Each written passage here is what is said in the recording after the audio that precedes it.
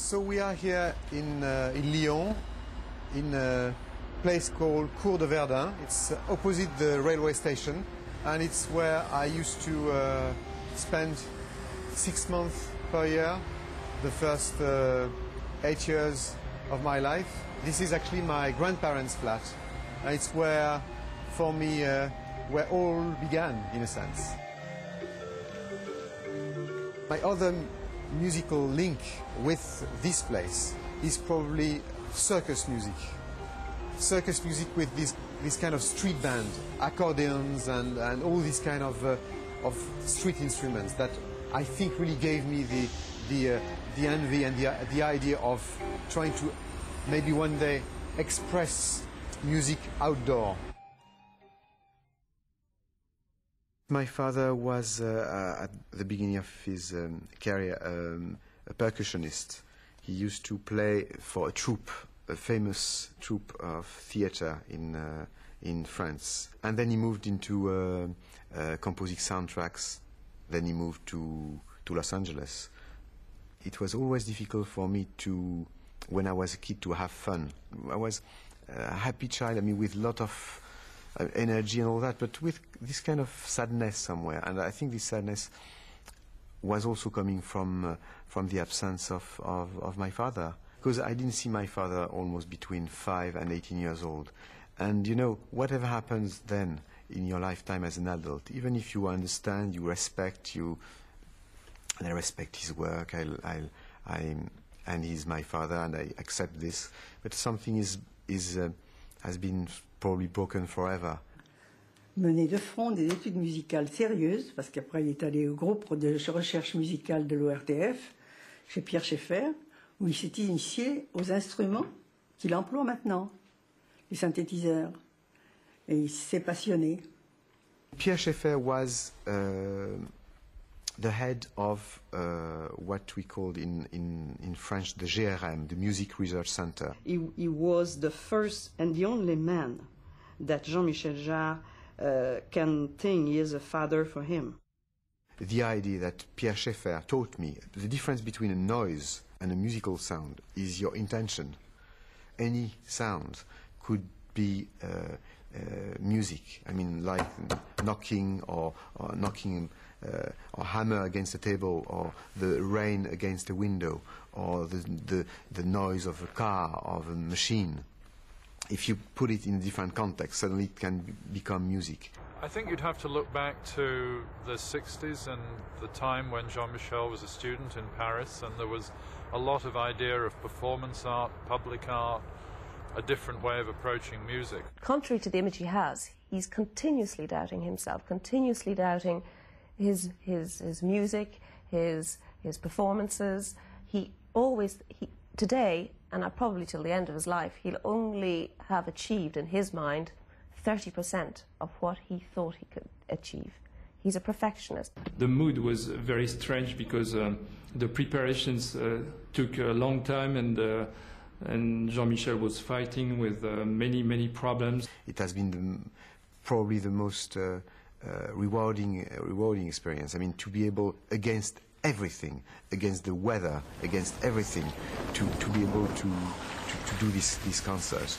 For the concert in the Docklands, there was a lot of problems. Nobody before had made a concert in this place. Everything was destroyed. There was a lot of problem of security.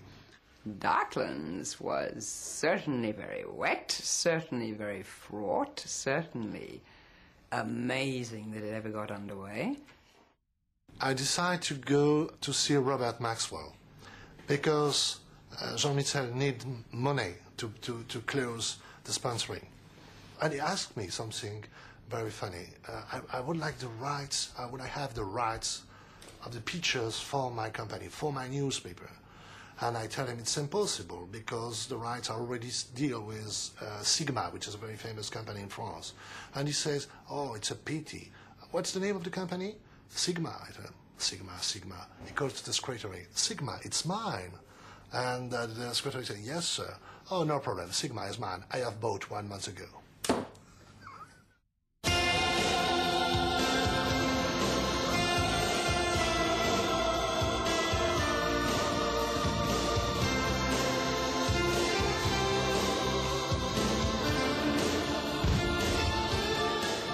I'm probably one of the biggest fans of Hank Marvin. When I was a kid, I was playing all Shadows tunes.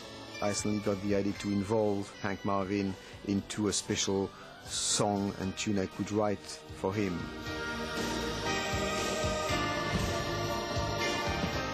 I called him in Australia because he's living in Perth, and he was actually playing the tune. We played together. I was in this room and he was in Australia, and we just played like kids through the telephone. His musical composition and the musical aspect of his career is entirely solitary. And the concerts and all the other outside productions, he's always in an entourage with a lot of people and milling and brainstorming, etc. So there is this sort of dichotomy of the solitary musician in the studio to the very public man surrounded by the best possible technicians, experts in all fields.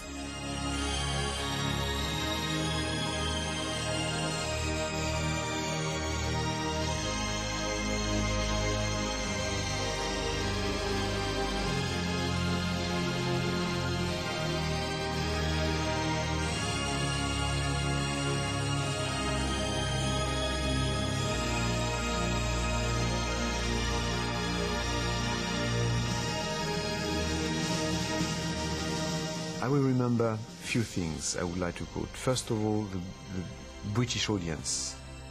I've been so moved by these people waiting for hours with plastic bags in a freezing wind, in pouring rain. It was really like shooting Apocalypse Now in one night. Princess Diana attended to the concert,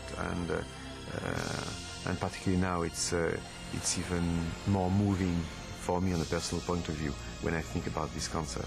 This young, generous, beautiful, smiley face of Princess Diana, it's forever for me linked to this project. One big disappointment about a project that didn't happen was in Mexico at Teotihuacan, that Jean Michel was going to do for the eclipse of the sun.